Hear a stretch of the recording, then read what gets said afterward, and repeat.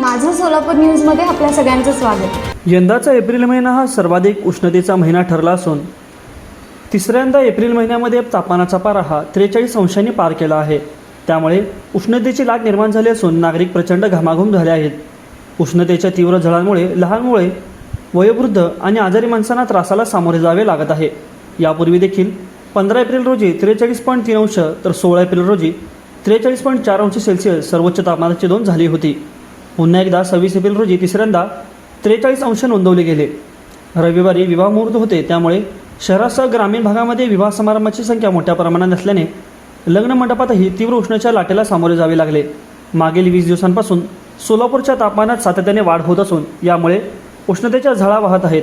नागरिक त्रस्त झाले असून जनजीवनावरती परिणाम झाला असून गत 10 एप्रिलपासून सोलापूरचे तापमान 40 अंशावरच राहिले आहे। सकाळपासूनच प्रचंड उकाड्याने नागरिकांच्या अंगातून घामाच्या धारा वाहत आहेत।